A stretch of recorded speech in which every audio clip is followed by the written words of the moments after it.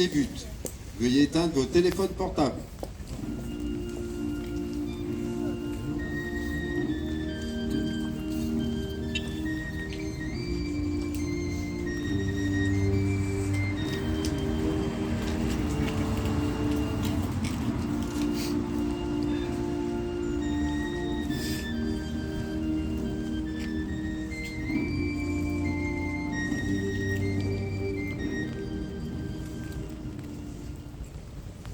Ouvrez le banc.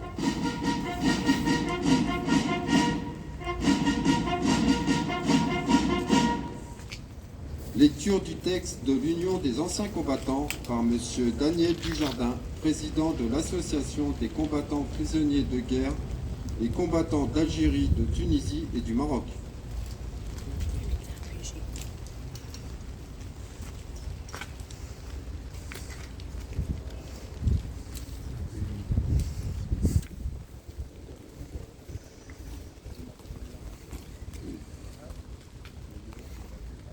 Message de la Fédération nationale des combattants, prisonniers de guerre et combattants d'Algérie, Tunisie, Maroc.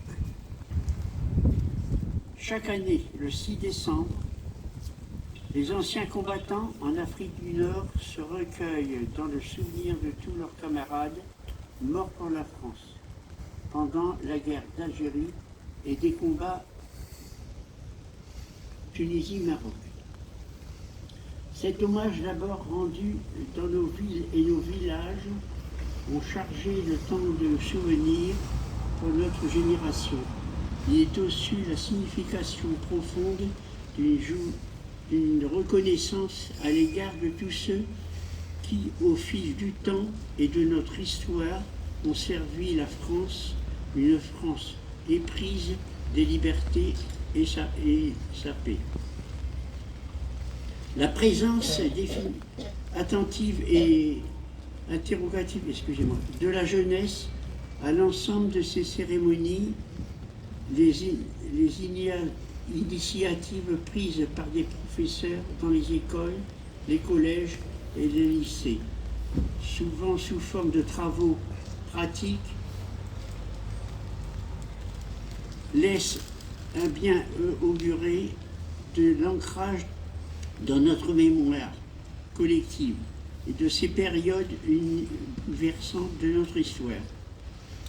Le 5 décembre 2023, nous exprimons la peine d'une génération pressée et de meurtre dans la mort et ces glorieux combattants, fauchés là-bas de l'autre côté de la Méditerranée, en Algérie, Tunisie, au Maroc.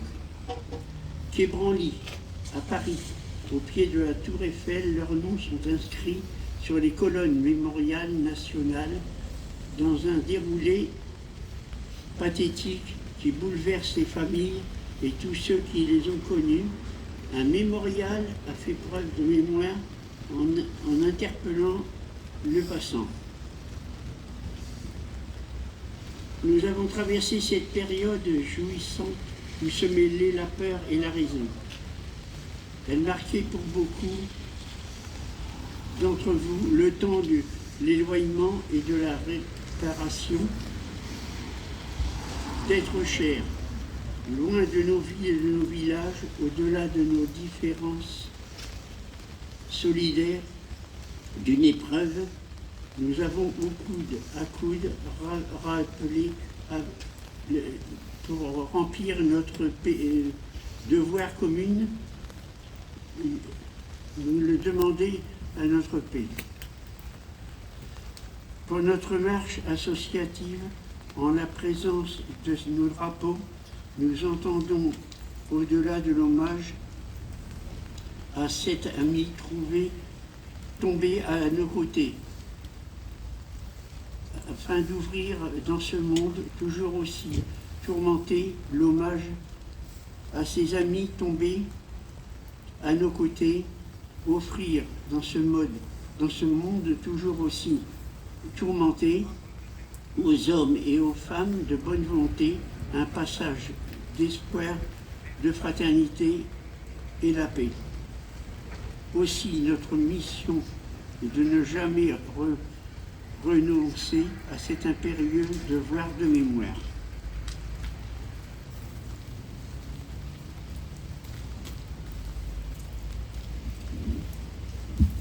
Lecture du message de la secrétaire d'État auprès de la ministre des Armées par M. Cédric Lemaire, adjoint au maire, représentant Jean-Claude Villemain,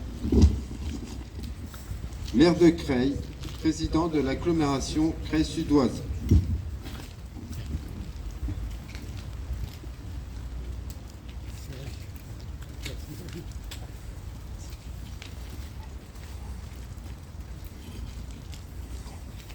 Il y a désormais 20 ans, chaque 5 décembre, la République rend hommage à tous ceux qui sont morts pour la France pendant la guerre d'Algérie et les combats du Maroc et de la Tunisie, y compris à ceux qui sont tombés après le cessez-le-feu du 19 mars 1962. Car l'élan meurtrier de la guerre ne s'est pas arrêté ce jour-là. Elle rend hommage aux plus de 23 000 morts pour la France. Elle rend hommage à tous ceux aussi qui ont combattu, aux presque 1,5 million d'hommes envoyés se battre en son nom entre 1954 et 1962. Nous disons ainsi à tous ceux qui étaient leurs proches que la nation ne les oublie pas, qu'elle n'oublie pas ni le sacrifice de ceux qui ne sont pas revenus, ni la peine de ceux qui restent. À partir de 1954, une nouvelle génération connaissait une nouvelle guerre qui, si elle n'en portait pas encore le nom, a durablement imprimé sa marque sur une époque et fracturé nos sociétés des deux côtés de la Méditerranée. En l'espérance collective d'une société promise au progrès étourdissant des 30 Glorieuses, des destins individuels se brisaient. Ceux des hommes et des femmes qui sont morts en Afrique du Nord, sur ce sol tour à tour étranger ou familier. Nous nous rappelons que ces jeunes gens appelés du contingent qui ont fêté leurs 20 ans dans les casernes d'Oran, en patrouille dans les Aurès ou sur la poussière d'une piste, quelque part en Kabylie, de ceux plus âgés qui avaient été des combats contre l'occupant nazi ou qui s'étaient engagés en Indochine, de ceux qui avaient grandi dans les villes ou dans les exploitations agricoles du nord de la France ou du Constantinois.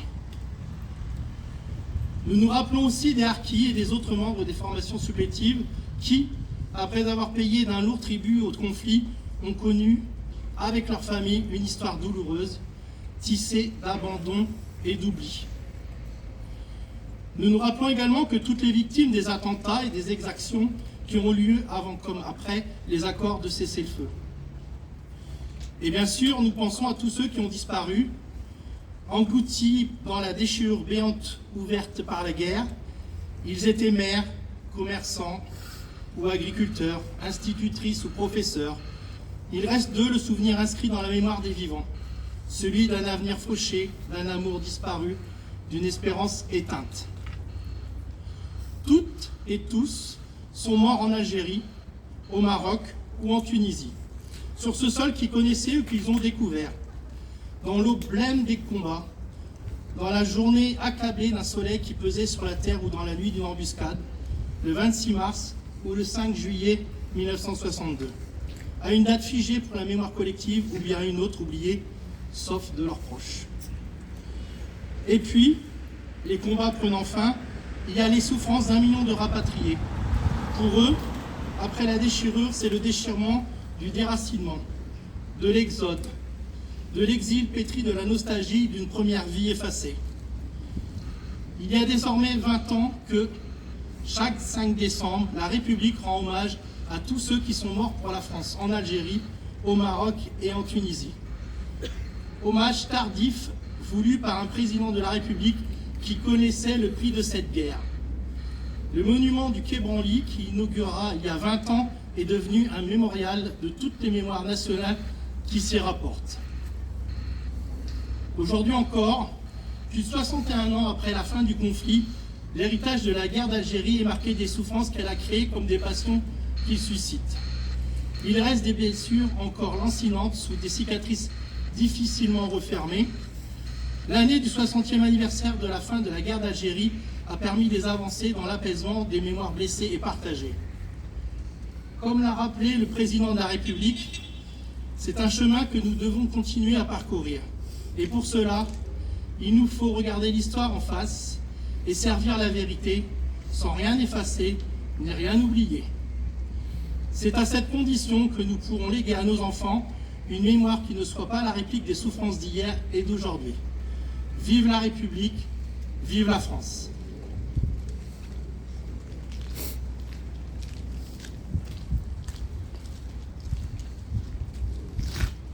Fermez le banc.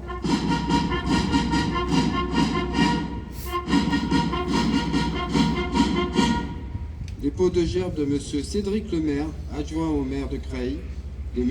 Anna Nakabli, conseiller départemental de l'Oise, de M. Chalvet, commissaire central de Creil, de M. Daniel Dujardin, président de l'association des combattants prisonniers de guerre et combattants d'Algérie, de Tunisie et du Maroc, et de M. René Brasier pour l'entente créoise.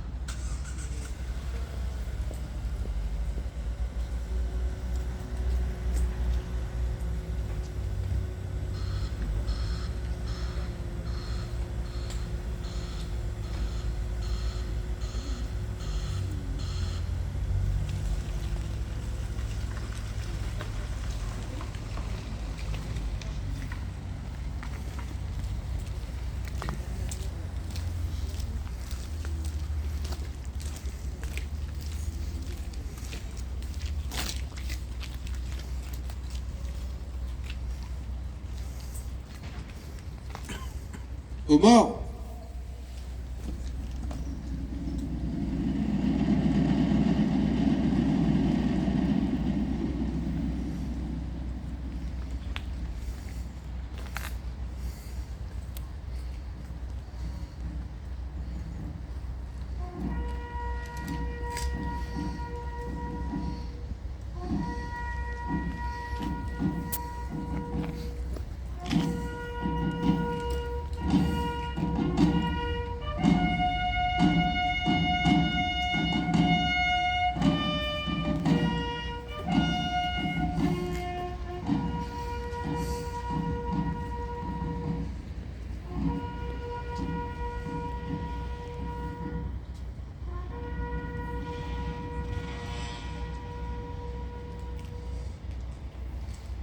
Mesdames, Messieurs, veuillez observer une minute de silence à la mémoire de nos morts.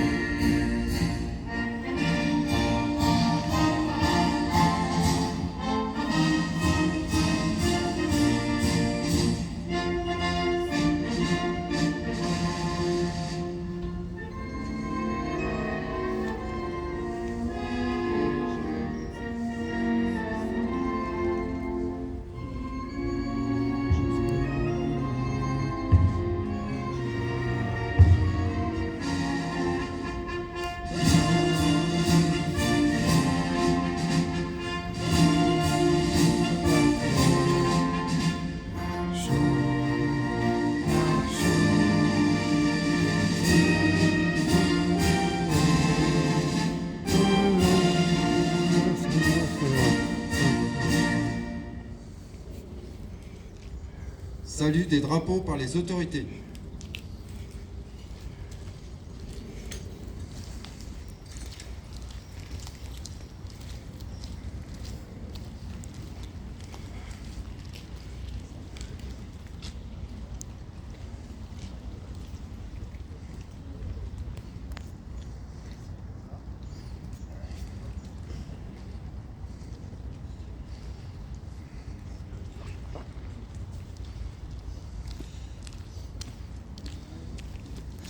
Mesdames, Messieurs, merci de votre présence.